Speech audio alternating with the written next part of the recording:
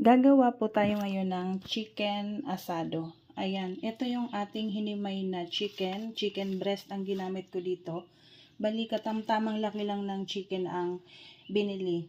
And then, ito yung chicken stock, garlic, star anise, onion, ano pa? Itong pampalasa natin, yung toyo,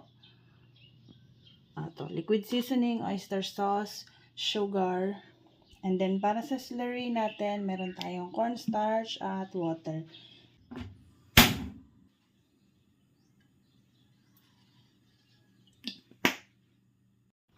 Lagay natin ang star anise. Star anise muna.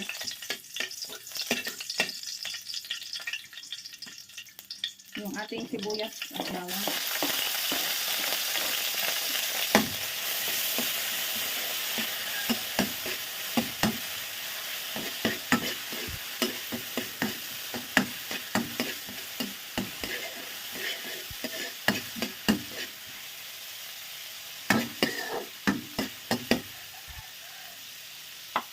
Ayan, ganyan. Kapag pag umamoy na o nag-aroma na yung ating bawang sibuyas, saka natin ilagay itong hinimay na manok. So, lagyan natin lahat. Marami rin pala ito. Magpa siguro ito 1/4. Hindi ko na kasi sinimbang. Dinaretso ko ng niluto. Ayan. So, ang chicken, medyo dry siya talaga. So, dapat mahina na yung apoy natin dito. Mahina na. Dikit kasi yan sa ilalim. Ayan. Wala nang edit-edit ang video natin. Kapundan nyo rin. So, pagkatapos yan guys, ilagay ko na yung pampalasa ko. Ilalagay ko toyo. Mag-dry talaga to. Chicken kasi. Toyo. Kunti lang. Tingnan nyo, may kulay na agad dito. Tapos, liquid seasoning. Ilalagay ko na to agad dito. So, tansya lang. Tansya lang naman din ako maluto. Basta yung lasa. Ma-reach natin. Tapos, sunod natin ang oyster sauce. Tingnan nyo, bubuhos ko lang yan. Ayan. Okay na yan. Haluin lang natin mabuti.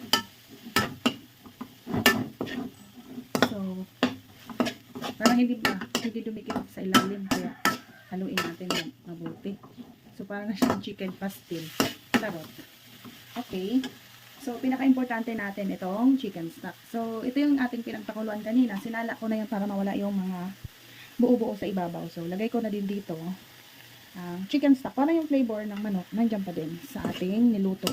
Kasi kung hindi natin gagamitin, guys, wala nang lasa ang chicken natin. So, pag ganito, guys, madali lang kasi tumaluto eh. Diretso lang tayo dito magluto.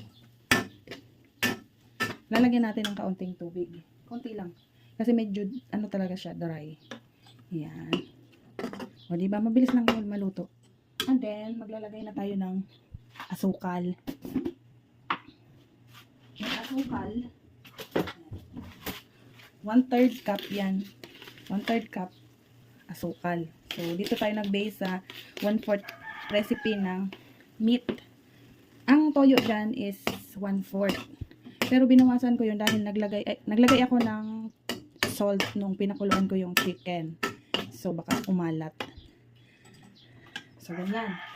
Tikman natin ha. Mabilisan lang yan guys. Hindi tayo So, ito ha. Titikman ko lang yung sabaw. Andun ang sarap. O, diba? Masarap na talaga siya guys. Para sa mga customer natin to na hindi kumakain ng pork. Ayan. So, kailangan mag-adjust din tayo. Kasi hindi sila umu-order. Gusto sana nila ang puto pao, pero pork ang ginagawa ko nung mga nakaraan. Kaya ngayon, ilalagay ko na to sa aking menu. So, kung may gusto ng pork, pero mas dadala sana ang chicken. Kasi syempre, hindi siya ganun ka taba. So, after that, maggagawa na tayo guys ng slurry. Slurry natin, ito yung 1/2 cup ng water. 1/2 cup ng water guys ah.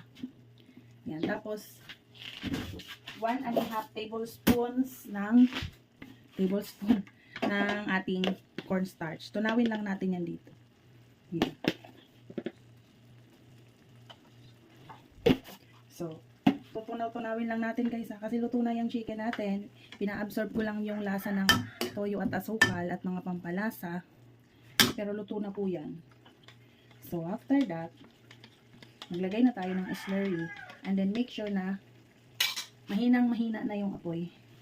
Okay? So, ilagay na natin. Buhos na natin. Yan. And then, haluin na po natin yan.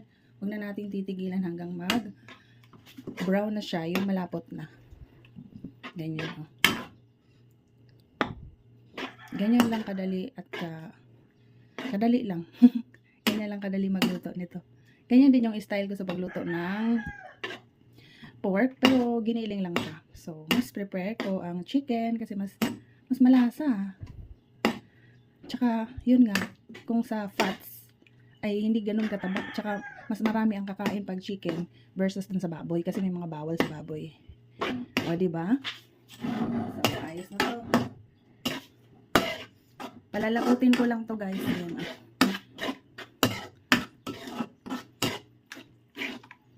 Yan, palakutin lang natin mabuti.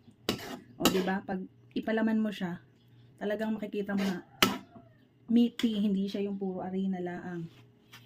So, yun lang guys. Sana ay may natutunan kayo sa paggawa natin ng chicken asado. Ayan.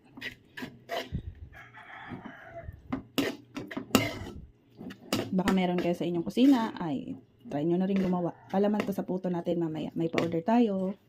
Thank you for watching.